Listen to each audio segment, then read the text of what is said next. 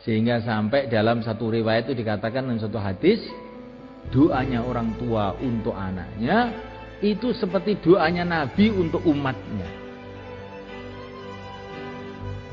Maka hati-hati itu jadi ayah jadi ibu itu. Doa-doa kamu itu sangat bernilai.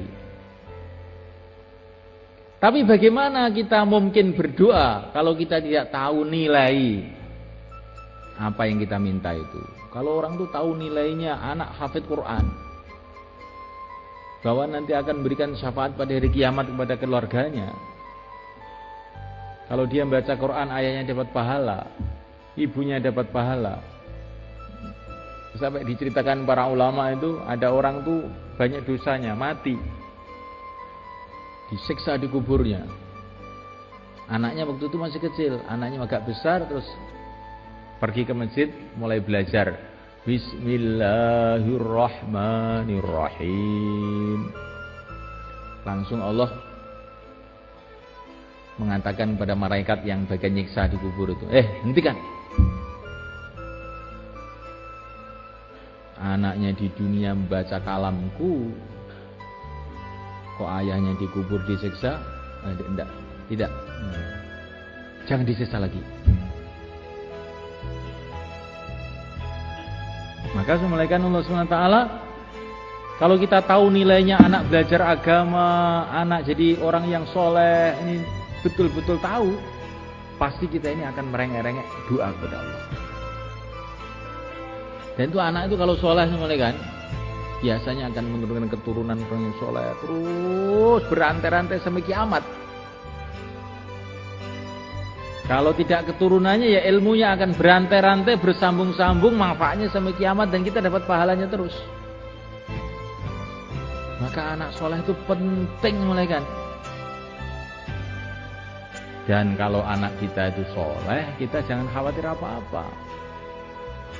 Sayyidina Umar bin Abdul Aziz, ini khalifah pada tahun 100 Hijrah. Ini cucunya Sayyidina Umar bin Khattab, yang amalannya itu mirip dengan Sayyidina Umar bin Khattab. Ketika beliau mau wafat, anak-anaknya kecil-kecil di sampingnya.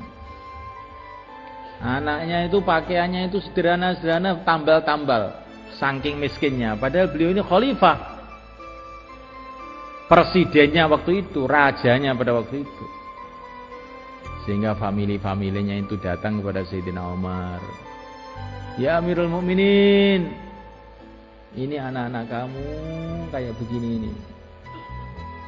Ini saya punya harta halal 100%. Saya berikan kepada kamu. Saya tidak perlu harta, sudah mau mati itu apa harta. Kalau engkau tidak mau, kau kasihkan anak-anak kamu. Tidak perlu anak-anak saya harta. Kan miskin-miskin anak kamu, tidak perlu. Jangan kamu kasih harta anak saya.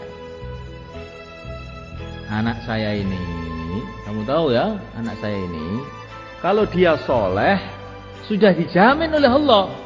Wallahu yatawallas shalihin. Allah akan memelihara, menjaga orang-orang soleh.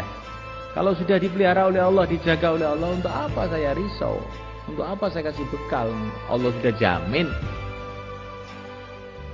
Kalau anak saya ini nakal, nah, anak nakal kok dikasih bekal, nanti tambah untuk nakal nanti. Gak usah kamu bantu apa-apa anak saya. Kemudian beliau wafat. Setelah beliau wafat, apa yang terjadi? Anak-anaknya yang miskin-miskin tadi tidak lama kemudian jadi orang-orang kaya, jadi dermawan-dermawan. Kalau sedekah itu kadang-kadang satu hari 100 unta, 100 kuda. Ini barokahnya amalan orang tua dan husnuzonnya orang tuanya kepada Allah. Jadi wali murid itu jangan berpikir nanti kalau anak saya itu untuk agama, nanti terus bagaimana makannya, minumnya. Loh, itu pikirannya tidak benar. Ini dikasih cerita. Ada satu orang datang ke Pakistan, ke Rewin, ketemu Syekh Abdul Wahab. Maka orang tadi mengatakan, Syekh, anak saya ini 5, yang 4 itu sudah punya pekerjaan semua, sudah mandiri semua.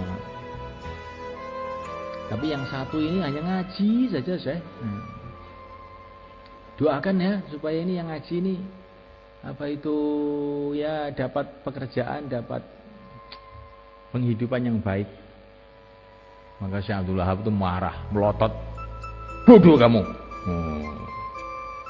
Orang yang sudah amal agama dekat kepada Allah malah kamu risaukan. Anak kamu yang ngurus dunia saja malah katanya sudah kamu rasakan aman. Kamu itu minta doa keliru. Mestinya kamu itu yang 4 ini belum amal nih, Syekh. Kamu doakan biar dapat hidayat begitu. Bukan yang sudah amal malah kamu risaukan, yang tidak amal malah tidak kamu risaukan. Ini orang kualik ndasmu.